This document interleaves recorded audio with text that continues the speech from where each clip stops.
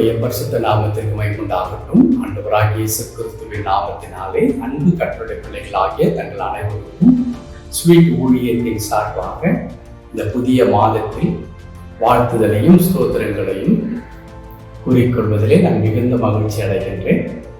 இந்த அற்புதமான மாதத்திலும் நாம் சந்திப்பதற்கு ஆண்டவர் கொடுத்த இந்த மாபெரும் கிருபைக்காக ஆண்டவருக்கு நன்றி செலுத்துகின்றேன். கடந்த 5 மாதம் நம்முடைய வாழ்க்கையில ஆண்டவர் எல்லா விதத்திலும் போதுமானவராக இருந்தார். குறிப்பாக நம்முடைய பிள்ளைகளுடைய வாழ்க்கையில ஆண்டவருடைய கிருபை பெரிதாக விளங்கினது. நம்முடைய குடும்பங்களை சார்ந்த அநேக கடவுளுடைய பிள்ளைகள் அற்புதமாக ஓராண்டு தங்களுடைய படிப்பை முடித்து ஒரு புதிய கல்வி ஆண்டுகளாக பிரவேசிக்கவும், இன்னும் உயர் கல்விக்கு செல்லவும், ஒரு சில பிள்ளைகள் கல்லூரி படிப்பை தங்களுடைய தொழிற்கல்வியை முடித்த ஒரு வேலை வாய்ப்புக்காக அடுத்த நிலைக்கு செல்வதற்கு ஆண்டவர் கொடுத்த ஒரு அற்புதமான கிருபைகளுக்காக ஆண்டவருக்கு நன்றி செலுத்துகிறேன். ஒருவேளை ஒரு சில பிள்ளைகள் தங்களுடைய தேர்வுகளிலே அவர்கள் தவறி இருந்திருப்பார்களானால் அரசாங்கம் அதை உடனே அதற்கான தேர்வுகளை நடத்த ஆயத்தமாய் கொண்டிருக்கிறது. அந்த தேர்வுகளிலே பிள்ளைகள் நல்ல முறையிலே தேர்ச்சி பெற்று ஒரு வாழ்க்கையில கல்வியை மீண்டும் தொடங்குவதற்கு ஆண்டவர் கிருபைகளை தருவார் என்ற நம்பிக்கையோடு கூட அன்பு பிள்ளைகளுக்காக ஜெபிக்கின்றேன். இன்னும் நம்முடைய குடும்பங்களில நாம் ஒவ்வொரு மாதமும் பலவிதமான தேவைகளோடு கூட கனவுகளோடு கூட நாம் கடந்து வருகின்றோம். ஆண்டவர் ஒவ்வொன்றையும் அற்புதமாக நமக்கு ஆசீர்வாதமாக்கி கொடுத்து கொண்டிருக்கின்றார். கடவுளுடைய பிள்ளைகளாகி நம்முடைய வாழ்க்கையில எத்தனையோ விதமான பாடுகள், நெருக்கடிகள், தாங்குண்ணாத துயரங்கள் ஏற்படுவது இயல்பாக இருக்கிறது. ஆனால் அவை எல்லாவற்றிலும் கடவுள் நம் கூட இருந்து அதிசயமாக நம்மை வழி நடத்தி கொண்டு வருகின்றார்.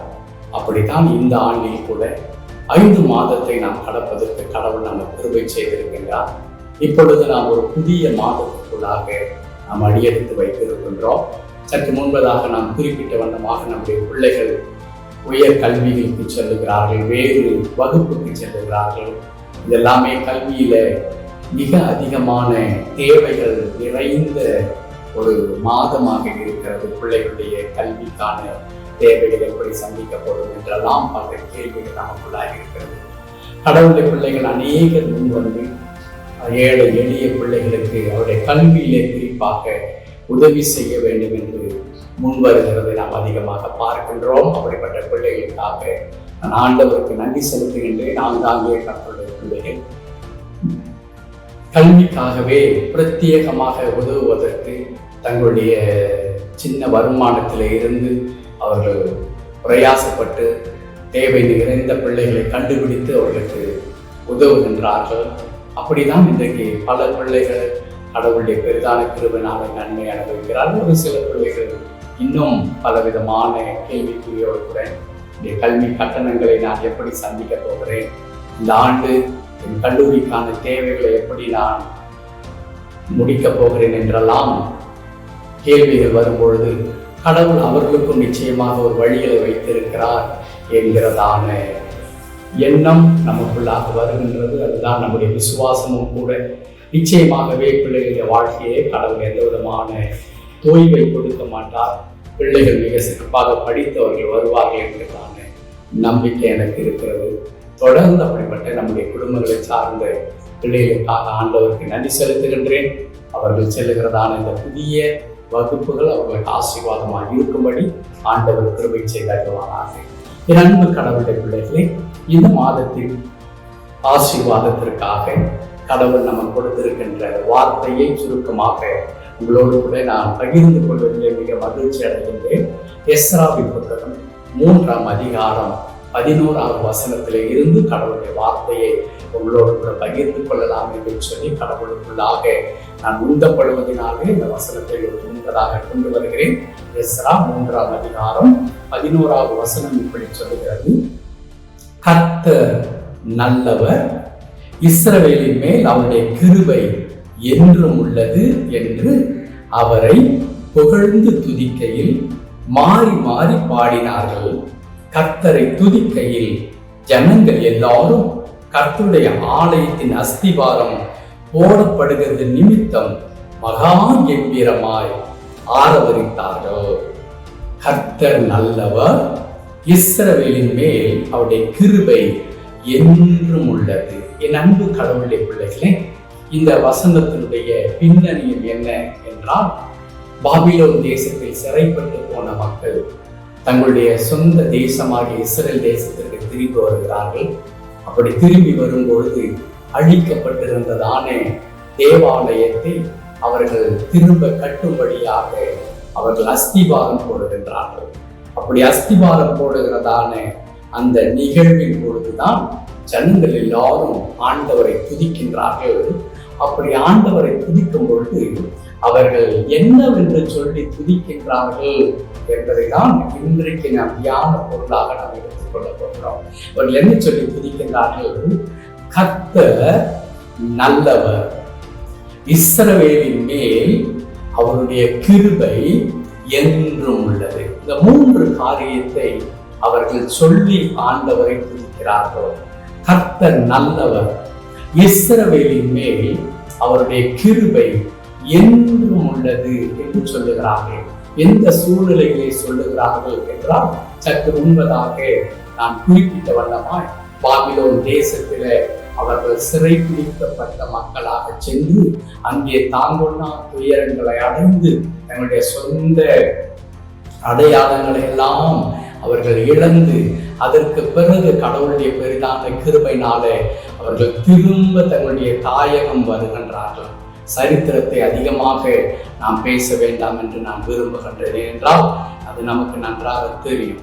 அப்படி அடிமைத்தனத்தில் இருந்து இப்பொழுது மீட்டெடுக்கப்பட்ட மக்களாக, விடுதலையாக்கப்பட்ட மக்களாக தங்களுடைய தாயகம் திரும்பும் பொழுது அவர்களுடைய உள்ளத்துல தன்னுடைய சொந்த மண்ணை அவர்கள் மிதித்த பிறகு தங்களுடைய தாய்நாட்டின் அந்த விடுதலையின் சுவாச காற்றை அவர்கள் முகர்ந்து பார்க்கும் பொழுது, சுவாசிக்கும் பொழுது அவர்களுக்குள்ளாக ஒரு பெரிய மகிழ்ச்சி உண்டாகின்றது. அதோடு மாத்திரமல்ல, இவ்வளவு காலம் தங்களுடைய ஆண்டவருக்கு பலியிட்டு ஆண்டவரை ஆராதித்துக் கொண்டிருந்தாலே அந்த தேவனுடைய ஆலயம் அழிக்கப்பட்ட அந்த வேதனையெல்லாம் நீங்கி திரும்பவும் அவர்கள் என்ன செய்ய போகிறார்கள்? ஆலயத்தை நாம் கட்ட வேண்டும் என்று சொல்லி அஸ்திபாரம் விடுகின்றார்கள்.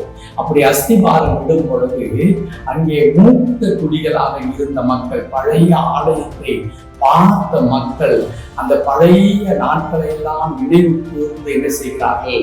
அவர்கள் கதறி அழுகின்றார்கள். ஆனால் இளம் தம்பதியினர், இளம் தலைமுறையினர் என்ன செய்கின்றார்கள் என்றால், ஆரவருக்கு ஆண்டவரை அகமகிழ்ந்து துதிக்கிறார்கள். நாங்கள் எங்கள் தேவனுக்கு ஆலயத்தை கட்டப்போகிறோம் என்று துதிக்கிறார்கள்.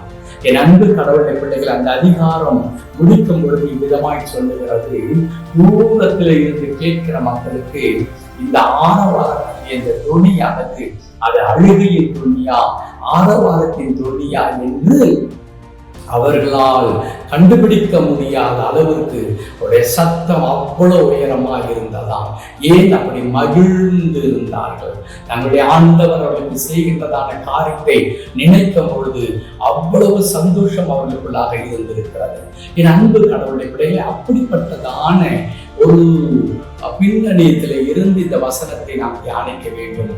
அடிமைத்தனத்திலிருந்து, பாபிலோனின் சிறையிருப்பிலே இருந்து திரும்பி வருகிற மக்கள் இப்பொழுது தன் கடவுளை பார்த்து அவர்கள் சொல்லுகின்ற முதல் வார்த்தை என்னவென்று சொன்னால், கர்த்தர் நல்லவர்.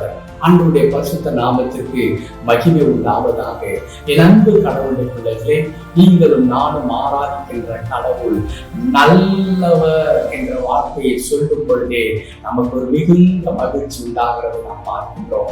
காரணம் என்ன? இந்த உலகத்திலே நாம் அன்பிற்காக, அரவணைப்பிற்காக, பாசத்திற்காக, நம்மை புரிந்து கொள்ள வேண்டும் என்கிறதான ஒரு உற்ற துணைக்காக ஏங்கிக் கொண்டிருக்கிற இந்த உலகத்துல யார் நல்லவர்களாக இருப்பார்கள் என்று தேடி தேடி பார்க்கும் பொழுது அங்கே மனிதர்களுக்குள்ளாக ஆங்காங்கே சுயநலங்கள் மிஞ்சி இருக்கிறதை நாம் பார்க்க முடியும். மக்கள் மிகுந்த சுயநலவாதிகளாக இன்னைக்கு உருவாகி கொண்டே வருகிறார்கள். என் குடும்பம், என் பிள்ளைகள், என் வாழ்க்கை, என் உயர்வு, என் தேவை என்று சொல்லி நினைக்கின்ற மக்கள் மத்தியிலே ஆண்டவர் அவரை குறித்து சொல்லும் பொழுது அல்லது அவரை பற்றி தியானிக்கும் பொழுது அல்லது அவருடைய குணாதிசயங்களை பார்க்கும் பொழுது கடவுள் என்ன செய்கின்றார்? எல்லாரையும் சமமாக நேசிக்கிறவராக, ஒவ்வொரு மீதும் எந்த விதமான எதிர்பார்ப்பும் இல்லாத அன்பை வைத்திருக்கிற ஆண்டவராக, யாரையும் எந்த விதத்திலும் குற்றப்படுத்தி தண்டிக்கிற ஒரு ஆண்டவராக இல்லாமல் தன்னுடைய நேச கரம் நீட்டி அன்போடு கூட அரவணைத்து நீங்கள் என் பிள்ளைகள் என்கிறதான அற்புதமான ஒரு நிலைமையிலே ஆண்டவர் தம்முடைய பிள்ளைகளை தன்னண்டை சேர்த்துக் கொள்ளுகிறார். ஆகவேதான் வருத்தப்பட்டு வாரம் சுமக்கிறவர்களே, நீங்கள் எல்லாரும் என்னிடத்தில் வாருங்கள் என்று சொல்லி ஆண்டவர் அழைக்கின்றார். வருத்தங்கள், பாருங்கள், மிகுந்த வேதனைகள் நிறைந்த கடவுளுடைய பிள்ளைகள் ஆண்டவரை தேடி செல்லும் பொழுது ஆண்டவர் அடைக்கலம் கொடுக்கிறவராக, ஆண்டவர் அன்பு செலுத்துகிறவராக, ஆண்டவர் நம்முடைய பிள்ளைகளை தாயை போல தேற்றி அரவணைக்கின்ற ஆண்டவராக இருக்கிறார். ஆகவே இஸ்ரவேல் மக்களுக்கு நன்றாக தெரியும், பாபிலோன் தேசத்துல, அந்த அந்நிய தேசத்தில் நாங்கள் எவ்வளவு அடிமைகளாக இருந்தோம். எங்களால் எந்த காரியத்தையும் மகிழ்ச்சியோடு கூட செய்ய முடியாத அவருக்கு அவ்வளவு பாடுகள், அவ்வளவு வேதனைகள். ஆனால் எங்களுடைய ஆண்டவர் திரும்ப எங்களை விடுதலையாக்கி இருக்கிறார். நாங்கள் விடுதலை ஆவோம், திரும்ப எங்கள் சொந்த தேசத்திற்கு போவோம். அங்கே தானே ஆண்டவருடைய ஆலயத்தை நாங்கள் திரும்ப கட்டி வழிபடுவோம் என்கிறதான எண்ணம் எல்லாம் தகர்ந்து போன நிலையில, எதிர்காலமெல்லாம் இருந்து கடந்த அந்த நிலையில அவர்களுக்கு திரும்ப ஒரு செய்தி வருகிறது. நீங்கள் எல்லாரும் விடுவிக்கப்படுகிறீர்கள், நீங்கள் உங்கள் சொந்த தேசத்துக்கு போகலாம் என்று சொல்லப்படும் பொழுது ஓ எத்தனை மகிழ்ச்சி! ஆகையினால் தான் அவர்கள் சொல்லுகிறார்கள், கர்த்தர் நல்லவர். என் அன்பு கடவுளுடைய பிள்ளைகளை, நம்முடைய ஆண்டவர் அல்லது நீங்களும் நானும் ஆராதிக்கின்ற நம்முடைய கடவுள் நல்லவராக இருக்கின்றார். அவர் நம்முடைய வாழ்க்கையிலே நல்லவராக இருக்கிறார். தாவீது சொல்லுகின்ற அந்த வார்த்தை உங்களுக்கும் எனக்கும் மிக நன்றாக தெரியும் அல்லவா? கர்த்தர் நல்லவர் என்பதை ருசித்து பாருங்கள் என்று சொல்லி, நம்முடைய ஆண்டவர் தம்மை தேடுகிற மக்களுக்கு, தம்மை நேசிக்கிற மக்களுக்கு ஆண்டவர் நல்லவராக இருக்கின்றார். அவரிடத்தில் செல்லும் பொழுதுதான் தெரியும் நாம் நம்முடைய கடவுள் எப்படிப்பட்ட நல்லவர் என்பதை அவங்க தேடி செல்லுகிற மக்கள் உணர்ந்து கொள்வார்கள். மனிதர்களுக்கு இடையிலே நாம் பேச கேட்டிருக்கின்றோம். தூரத்திலே இருந்து உங்களை பார்க்கும் பொழுது நான் உங்களை குறித்து என்னவோ என்று நான் நினைப்பேன். ஆனால் அருகில் வந்து பார்க்கும் பொழுதுதான் நீங்கள் எப்படிப்பட்டவர்கள் என்பதை முழுமையாக தெரிந்து கொள்ள முடிகிறது என்று சொல்ல கேட்டிருக்கிறோம் அல்லவா? அதே வண்ணமாகத்தான் இன்றைக்கு உலகத்துல என்ன செய்கின்றார்கள்? கிறிஸ்தவம் என்று சொன்னாலே, இயேசு கிறிஸ்து என்று சொன்னாலே, நம்முடைய இந்திய தேசத்துக்கு அவர் சற்று கூட சம்பந்தம் இல்லாத ஆண்டவர். கிறிஸ்தவர்கள் இந்தியாவிற்கு அவசியம் இல்லாதவர்கள். கிறிஸ்து என்ற இயேசு நமக்கு அவசியம் இல்லை என்று சொல்லி இயேசுவை புறக்கணிக்கின்ற மக்களாக இன்றைக்கும் இருந்து கொண்டிருக்கிறார்கள். என் அன்பு கடவுளுடைய பிள்ளைகளே, நாங்கள் கிராமந்தோறும் நற்செய்தி நாங்கள் கொண்டு செல்லுகிறோம். ஒவ்வொரு கிராமங்களுக்கு செல்லுகிறோம். வட மாநிலத்தில் அல்ல, தமிழகத்தில் நிலவுகின்ற, அதுவும் நம்முடைய சொந்த மண்ணில் நிலவுகின்ற காரியத்தை நான் சொல்லுகின்றேன். இன்றைக்கு நிலைமை என்ன தெரியுமா? கிராமங்களுக்கு செல்லும் பொழுது நாங்கள் அச்சத்தோடு செல்ல வேண்டிய ஒரு சூழ்நிலைக்குள்ளாக இருக்கிறோம். எப்பொழுது யார் வருவார்கள், எங்களிடத்தில் சண்டையிடுவார்கள், எங்களை விரட்டுவார்கள், காவல்துறையினரை அழைப்பார்கள், எங்கள் மீது அவர்கள் குற்றச்சாட்டுகளை சொல்வார்கள் என்று தெரியவே தெரியாது. அதற்கான அடிப்படை காரணம் என்ன? இயேசு கிறிஸ்துவை குறித்ததான ஒரு கசப்பான செய்தியானது இன்றைக்கு மக்கள் மத்தியில விதைக்கப்பட்டு விட்டது. இயேசு என்றாலே மிகுந்த எரிச்சலோடு பார்க்கிறவர்கள், இயேசு என்று சொன்னாலே நம்மை வெறுத்து ஒதுக்குகிறவர்களாக இருக்கிறார்கள். நேற்றைய தினத்தில் என்று நினைக்கின்றேன், நாங்கள் ஒரு கிராமத்தில் ஊழியத்தை செய்துவிட்டு ஒரு தேடி விடுதிக்கு சென்றோம், ஒரு சின்ன டீ கடைக்கு சென்றோம். அங்கே டீ குடிக்க வேண்டும் என்று சொல்லி ஒரு மாலை நேரத்தில் அவருக்கு இயேசு கிறிஸ்துவை சுத்தமாக பிடிக்காத ஒரு நபர் என்று எங்களால் யூகிக்க முடிந்தது. அவர் எங்களை பார்த்தவுடனே, எங்களுடைய வாகனத்தை பார்த்தவுடனே, அதை நாங்கள் கிறிஸ்தவர்கள் என்று அறிந்தவுடனே அவர் அவ்வளவு கடினமாக எங்களிடத்தில் பேசுகிறார். டீல கொஞ்சம் சர்க்கரை கம்மியா இருக்கிறது என்று சொல்லும் பொழுது, அந்த டீ கொஞ்சம் லைட்டா இருக்கிறது, எனக்கு கொஞ்சம் ஸ்ட்ராங்கா கொடுங்கள் என்று சொல்லும் பொழுது அவ்வளவு வசையை பாடுகின்றார். அவருடைய வார்த்தை அவ்வளவு ஏதோ நாங்கள் அவரிடத்தில் உதவிக்காக போய் நின்றதை போல அவர் எண்ணிக்கொண்டு, நாங்கள் பணம் கொடுத்து டீ குடிக்க வந்திருக்கிறோம், ஆனால் எங்களை நடத்தின விதம் அவ்வளவு தரக்குறைவாக இருந்தது. காரணம் என்ன தெரியுமா? இயேசுவின் மீது அவருக்கு இருக்கிறதாமே ஒரு தவறான புரிதல். இயேசுவை அவர் அவசியமில்லாத யாரோ ஒருவர் இந்திய தேசத்தில் வந்து என்னுடைய தாய் மதத்தை சீர்குலைத்து விட்டார்கள் என்கிறதான ஒரு கசப்பான காரியம் அவர்களுக்குள்ளாய் விதைக்கப்பட்டபடினாலே இன்றைக்கு அவர் கிறிஸ்தவர்களை பார்த்தாலே, இயேசு என்ற வார்த்தையை கேட்டாலே அப்படியே அவர் என்ன செய்கிறார்? கோபப்படுகிறவராக இருக்கிறார். ஆனால் அன்பு கர்த்தருடைய பிள்ளைகளே, அவரை ருசி பார்க்க நமக்கு தெரியும் இயேசு எவ்வளவு நல்லவர் என்று சொல்லி, இயேசுவானவர் எவ்வளவு நல்ல ஆண்டவராக இருக்கிறார் என்பதை அவரை ருசித்த மக்கள் சொல்லுவார்கள்.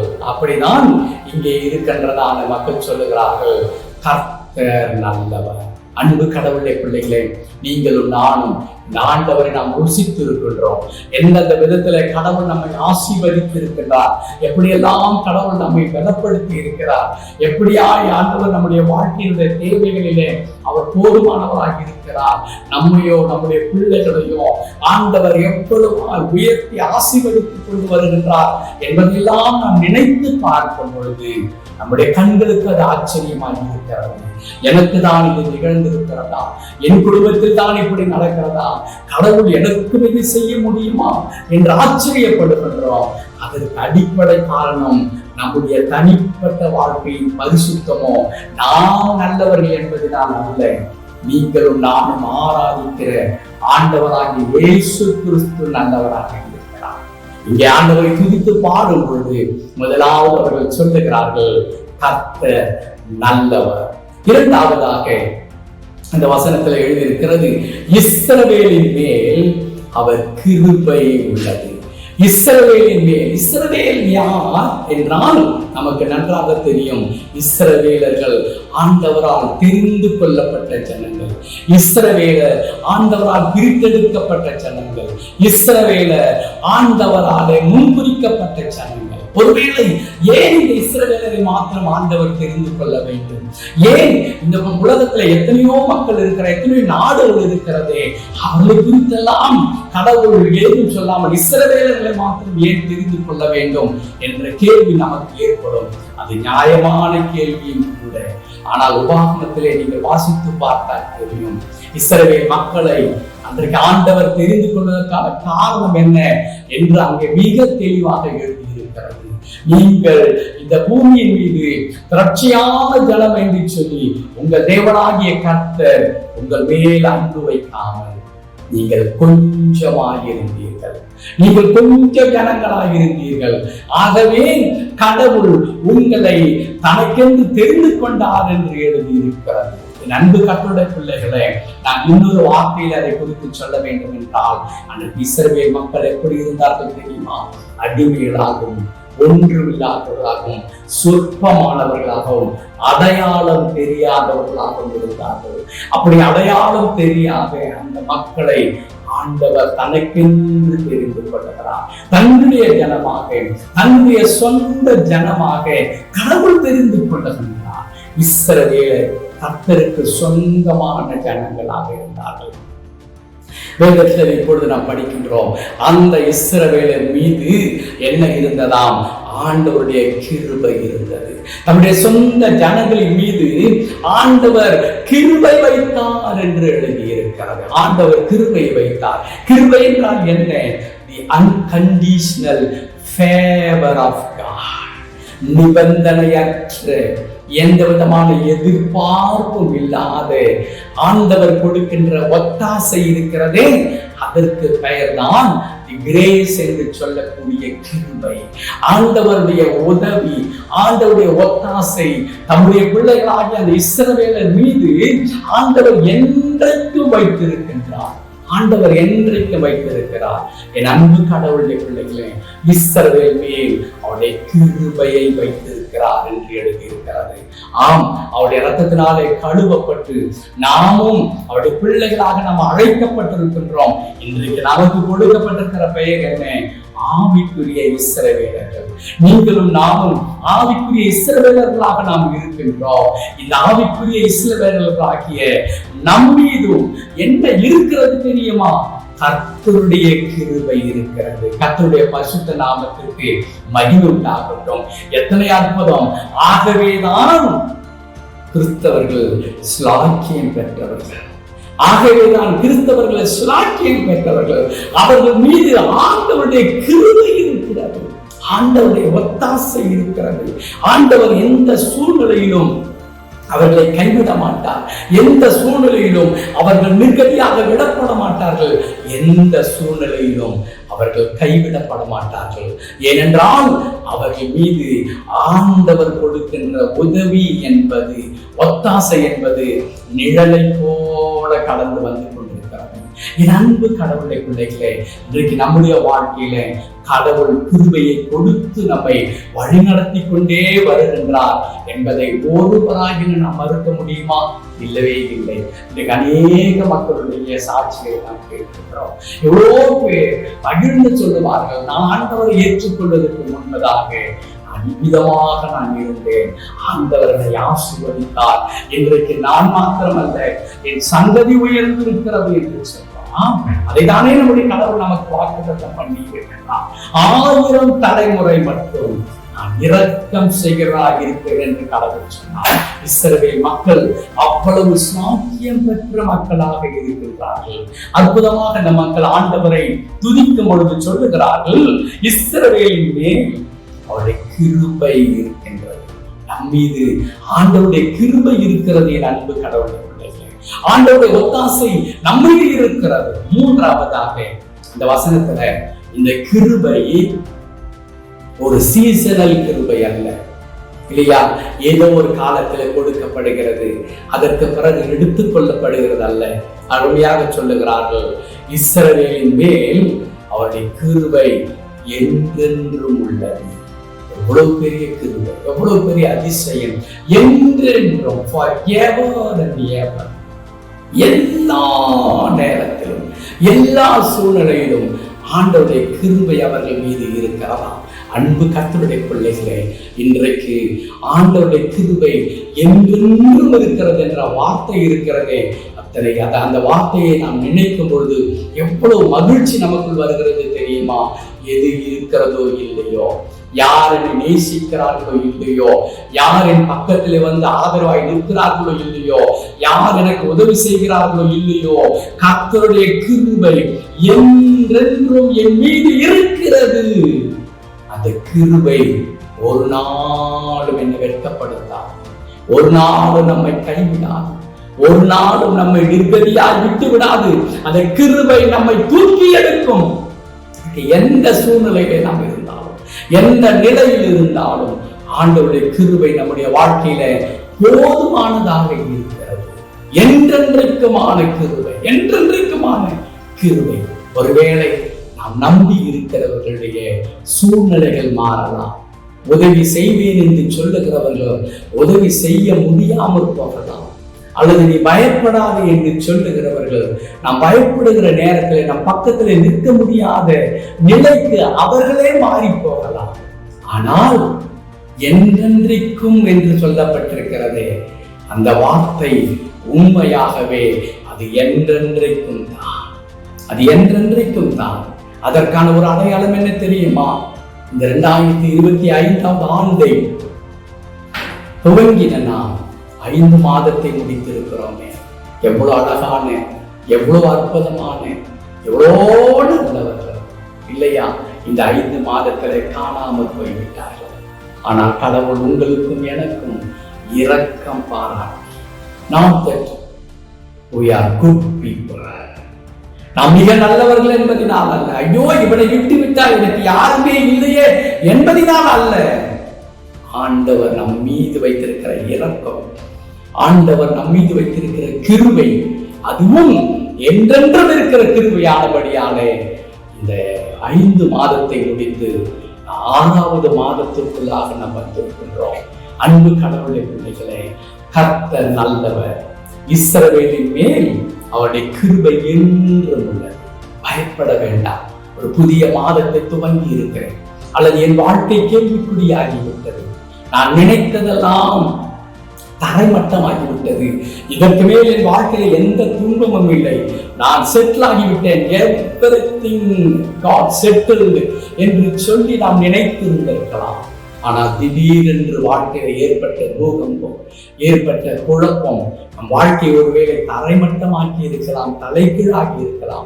இதோ திரும்பவும் புதியதாய் துவங்குவது போல ஒரு புதிய ஆரம்பத்தை இனி நான் எடுக்க வேண்டும் இல்லையா? புதிதாக நான் தொழிலை தொடங்க வேண்டும், புதிதாக நான் படிக்க வேண்டும், புதிதாக என் வாழ்க்கையை ஆரம்பிக்க வேண்டும் என்பதை போன்றதான ஒரு நிலைமைக்கு நாம் வந்திருக்கலாம். என் அன்பு கடவுளின் பிள்ளைகளே, வாழ்க்கை எந்த நிலைக்கு தள்ளப்பட்டிருந்தாலும் கூட நம்முடைய கர்த்தர் நல்லவராய் இருக்கிறார் என்பதை மறந்துவிட வேண்டாம். அவர் கிருபை இஸ்ரவேலர்களாகிய உங்கள் மீது என் மீதும் என்றென்றைக்கும் இருக்கிறது என்பதை மறந்துவிட வேண்டாம். அந்த கிருபை நம்மை தூக்கி எடுக்கும், அந்த கிருபை திரும்ப நம்மை உயர்த்தும், நாம் இழந்த எல்லாவற்றையும் மீண்டும் நமக்கு கொடுக்கும். இழந்த மகிழ்ச்சி, இழந்த சந்தோஷம், இழந்த ஆசீர்வாதங்கள், everything will be given back. நாம் சுதந்திரித்துக் கொள்ள முடியும். ஒரே ஒரு காரணம், அவருடைய கிருபை என்றும் உள்ளபடினாலே. என் அன்பு கடவுளுடைய பிள்ளைகளே, இந்த 6வது மாதம் எப்படி நடக்கும், என்ன செய்யும், எப்படி சமாளிப்போம், அதற்கெல்லாம் ஒரே ஒரு ஆன்சர். என்ன ஆன்சர் அது? அவர் கிருபை என்றும் உள்ளது. நான் ஆராதிக்கிற கடவுள், நான் நம்பி இருக்கிற கடவுள், அவர் நல்லவராக இருக்கிறார். That's all. அவர் என்னை பார்த்துக் கொள்வார், அவர் என்னை நடத்துவார், அவர் தூக்கி எடுப்பார், அவர் என்னை ஆசீர்வதிப்பார். 115ஆம் சங்கீதத்துல தாவீது இப்படி ஒரு வார்த்தை சொல்லுகிறார், இஸ்ரவேல் கர்த்தரை நம்பி இருப்பதாக. இந்த மாதத்துல நாம் ஞாபகத்தில் வைத்துக் கொள்ள வேண்டிய ஒன்று என்ன தெரியுமா? நம்முடைய ஆண்டவர் நல்லவராக இருக்கிறார். அவர் கிருபை இஸ்ரவேலர்களாகிய நம் மீது என்றென்றைக்கும் இருக்கிறது. அப்படியானால் இந்த இஸ்ரவேல் மக்கள் என்ன செய்ய வேண்டும்? இஸ்ரவேல் கர்த்தரை நம்பி இருப்பதாக. என் அன்பு கடவுளுடைய பிள்ளைகளே, நாம் அவரை நம்பி இருக்கிற மக்களாக நாம் காணப்பட வேண்டும். இந்த உலகத்துல எதெல்லாம் நமக்கு சாத்தியம் என்று சொல்லி, எதெல்லாம் எனக்கு போதும் என்று இந்த உலக பிரகாரமான காரியத்தின் மீது நாம் நம்பிக்கை வைக்கிறோமோ, அவைகளெல்லாம் கைவிடலாம், அவைகளெல்லாம் இல்லாமல் போகலாம். ஆனால் கர்த்தருடைய பிள்ளைகள் ஆண்டவர் மீது நம்பிக்கை வைக்கும்படியால் அழைக்கப்பட்டிருக்கிறார்கள். ஆகவேதான் தாவீது சொல்லுகிறார், இஸ்ரவேல் கர்த்தரை நம்பி இருப்பதாக. என் அன்பு கடவுளுடைய பிள்ளைகளே, நீங்களும் நானும் இந்த 6வது மாதத்துல அல்லது நம்முடைய வாழ்வின் எல்லை வரையிலும் ஒரு காரியத்தை மறக்காமல் தவறாமல் செய்ய வேண்டும். அது என்ன? கர்த்தரை நம்பி இருக்கிற மக்கள். நம்முடைய நம்பிக்கை அனைத்தும் ஆண்டவர் மீது இருக்க வேண்டும், ஆண்டவருடைய வார்த்தை மீது இருக்க வேண்டும். அப்பொழுது எந்த நிலைமையிலே நீங்களும் நானும் இருந்தாலும் நம்மை தூக்கி எடுப்பதற்கு ஆண்டவர் போதுமானவராக இருக்கிறார். வேதத்தில் அநேக சாட்சிகள் நம் கண் முன்பதாக இருக்கிறது. சிறைச்சாலையிலே இருந்த யோசேப்பை ஆண்டவர் சிங்காசனத்திற்கு கொண்டு வந்தார். காடுகளிலும் மலைகளிலும் மரணத்திற்கு பயந்திருந்த தாவீதை சிங்காசனத்திற்கு கொண்டு வந்தார். இஸ்ரவேல் மக்கள் எகிப்து தேசத்துல அடிமைகளாக கிடந்தார்கள். இதோ இப்பொழுது வாசித்தோம் இந்த வசனத்துல, இஸ்ரவேல் மக்கள் பாபிலோனிலே சிறை பிடிக்கப்பட்டு அங்கே அடிமைகளாக இருந்தார்கள். எந்த நம்பிக்கையும் இல்லாமல் சுக்குநூறாய் எதிர்காலம் முழுவதும் தரைமட்டமாக்கப்பட்டு உடைக்கப்பட்ட ஒரு நிலையில் இருந்தார்கள். ஆனால் அவர்கள் கர்த்தரை நம்பி இருந்தார்கள். அதன் அடையாளம் என்ன? அதன் அடையாளம் என்ன? எதிராளியானவன் தேசத்தை அழித்தான், ஆலயத்தை அழித்தார். ஆனால் அவர்கள் திரும்ப வந்து கட்டுகிறார்கள். அவருடைய வாழ்க்கை கட்டப்பட்டது. என் அன்பு கடவுளுடைய பிள்ளைகளை, இஸ்ரவேல் கர்த்தரை நம்பி இருப்பதாக இந்த 6வது மாதத்துல நீங்களும் நானும் ஒரு தீர்மானம் எடுக்க முடியுமானால் அந்த தீர்மானம் என்னவாக இருக்க வேண்டும்? ஆண்டவரே, நான் உம்மை மட்டுமே நான் நம்பி இருப்பேன். நான் உம்மை மட்டுமே நம்பி இருப்பேன். ஆண்டவரே, என்னுடைய மூளையின் தளத்தை நான் நம்ப மாட்டேன். என்னுடைய புத்தி கூர்மையை நான் நம்ப மாட்டேன். என் பண பலத்தை நான் நம்ப மாட்டேன். எனக்கு இருக்கிறதால செல்வாக்குகள் மீது என் நம்பிக்கையை நான் வைக்க மாட்டேன். மாறாக உண்மையே நம்பி இருப்பேன். ஆண்டவரே, அப்படி நம்பி இருக்கிற பிள்ளைகளுடைய வாழ்க்கையில மேகம் போல அல்லது அதற்கு விரோதமாக எவ்வளவு பேர் கூட்டம் கூடி வந்து எதிர்த்தாலும் வாழ்க்கை தரமட்டமானதாக மாறிவிட்டாலும் கூட திரும்ப கர்த்தர் தாமே அவர்களை கட்டி உயர்த்துகின்ற கடவுளாக இருக்கிறார். ஆகவே அன்பு கர்த்தருடைய பிள்ளைகளை, இந்த 6வது மாதத்திற்கு வந்திருக்கிற நாம் ஒரு காரியத்தை நாம் சொல்ல வேண்டும். ஆண்டவரே, என் வாழ்க்கையில் நீர் நல்லவராக இருக்கிறேன். என் வாழ்க்கையில நல்லவராக இருக்கிறேன். என் மீது உம்முடைய கிருபை இருக்கிறது. ஆகவேதான் நான் 5 மாதத்தை பத்திரமாக கடந்து வந்து இந்த புதிய மாதத்திற்குள் நான் அடியெடுத்து வைத்திருக்கிறேன். இந்த மாதம் முழுவதும் நீர் நடத்துவதற்கும் இனி வருகிற காலங்களை என்னை பொறுப்படுத்திக் கொள்வதற்கும் என் நம்பிக்கை அனைத்தும் உம்மீது நான் வைக்கிறேன். ஆண்டவரே, என்னை உமக்கு தெரியும். என்னை உமக்கு தெரியும். ஒருவேளை மக்கள் என்னை புரிந்து கொள்ளாமல் இருக்கலாம். என் உறவுகள் புரிந்து கொள்ளாமல் இருக்கலாம். என் சொந்த குடும்பம் என்னை ஏற்றுக்கொள்ளாமல் இருக்கலாம். எல்லாரும் என்னை உதாசீனப்படுத்தலாம். ஆனால் நானோ உம்மை நம்பி இருக்கிறேன் ஆண்டவரே என்று அர்ப்பணிப்போமானால் இந்த மாதம் மாத்திரமல்ல, நம்முடைய ஜீவனுள்ள நாட்கள் வரையும் நம்முடைய வாழ்க்கை ஆசீர்வாதமாக இருக்கும். ஜெபிக்கலாமா? கண்களை மூடி நாம் ஜெபிக்கலாம். அன்புள்ள ஆண்டவரே, நாங்கள் நன்றி சொல்கிறோம். எல்லா விதமான கிருபைகளுக்காக தகப்பனே, எங்களை நீ நேசித்து பாதுகாத்து இந்த 5 மாதத்தை நாங்கள் சுகமாய் கடந்து இந்த புதிய மாதத்திற்குள் அடியெடுத்து வைக்க எங்களுக்கு உதவி செய்திருக்கிறோம். ஆண்டவரே, இன்றைக்கு நாங்கள் தியானித்த இந்த வார்த்தைக்காக நமக்கு நன்றி செலுத்துகிறோம். ஆம் தகப்பனே, கர்த்தர் நல்லவர். இஸ்ரவேலின் மீது அவருடைய கிருபை என்றென்றும் உள்ளது என்று எழுதியிருக்கிறவனமாக எங்கள் வாழ்க்கையை நீ நல்லவராக இருந்து இதோ இந்த இமைப்பொழுது வரை நீ நடத்தி கொண்டு வந்திருக்கிறேன். எல்லாரும் உடைய கிருபையை நீ வைத்து பாதுகாப்பு வந்திருப்பதற்காக தாழ்த்து கருத்தில் அர்ப்பணிக்கிறதையா அடியனோடு இணைந்து ஜெபித்துக் கொண்டிருக்கிறேன். என் அன்பு கடவுளுடைய பிள்ளைகள் ஒவ்வொருவருக்காக ஒருவேளை பிள்ளைகள் ஆண்டவரே இந்த புதிய மாதத்திற்கு முன்பு எந்த நிலைமையிலிருந்து துவங்குகிறார்கள் என்பது மட்டும் தெரியும். இந்த பிள்ளைகளுடைய தேவைகள் மட்டும் தெரியும். இந்த பிள்ளைகளுடைய சூழ்நிலைகள் மட்டும் தெரியும். அந்த பிள்ளைகளுடைய எல்லா காரியங்களிலும் ஆண்டவரை நீர் அறிந்து இருக்கிறீர்கள். ஆண்டவரை ஒரு புதிய வேலைக்காக காத்திருக்கிறார்கள். புதிய வகுப்புக்காக செல்ல போகிறவர்கள், ஆண்டவரே பள்ளி படிப்பு முடித்து கல்லூரிக்கு செல்கிறவர்கள், இன்னும் மேற்படிப்புக்கு செல்கிறவர்கள், ஆண்டவரை எப்படி எங்கள் பிள்ளைகளோட அதிகமாக கட்டாவே ஒரு புதிய கல்வியாண்டிற்குள் பிரவேசிக்கிறார்கள். ஆண்டவரே, புதிதாக பள்ளியும் கல்லூரியும் திறக்கப்பட்டு எங்கள் பிள்ளைகள் கட்டாவே பாடசாலைக்கு செல்லும் பொழுது அவர்கள் மீது ஆண்டவரை ஆசீர்வாதத்திற்காக ஞானத்தினால் நிரப்பதற்காக குறிப்பாய் பெற்றோர்கள் கலங்கி இருக்கிறார்கள். இந்த ஆண்டிலே பிள்ளைகளுக்கு என்ன செய்ய போகிறோம் என்று சொல்லி வழிகளை வாசல்களை கட்ட திறந்து கொடுப்பதற்காக கல்விக்கு உதவி செய்யும்படியாக ஆண்டவரே ஆங்காங்கே கடவுளுடைய பிள்ளைகளை நீ வைத்திருக்கிறேன். அப்படிப்பட்ட நல்ல உள்ளங்களை கட்ட உண்டாக்கி கொடுப்பதற்காக அவர்கள் வாழ்க்கையில் கட்ட அவை மேலும் மேலும் ஆசீர்வாதத்தை கொடுத்து என்னை பலப்பட்டு அவர் மூலமாய் அநேக வானத்திற்குள் ஆசீர்வதிக்கப்படபடி ஆண்டவரை உதவி செய்ய வேண்டும் என்று ஆரம்பிச்சிருக்கிறோம். ஆண்டவரை நிரந்தரமான வேலையில் அல்லது தொழிலிலே ஆண்டவரை ஒரு கேள்விக்குறியோடு அமைந்திருக்கின்ற மக்கள், ஆரோக்கியத்துல ஆண்டவரை கஷ்டப்பட்டு கொண்டிருக்கிற மக்கள், ஆண்டவரை எல்லாரும் நீங்க அறிந்து ஆண்டவரை இந்த பிள்ளைகளை கண்ணோக்கி பார்க்கப்பட. ஆம் ஆண்டவரே, சங்கீதக்காரன் சொல்லுகிறோமா, இஸ்ரவேல் கர்த்தரை நம்பி இருப்பதாக. நாங்கள் உண்மை நம்பி இருக்கிறோம் ஆண்டவரே. இந்த உலகத்துல ஆண்டவரே எங்கள் நம்பிக்கையெல்லாம் நீர் தான் ஆண்டவரே. ஒரே ஒரு நம்பிக்கை நீராகவே இருக்கிறது.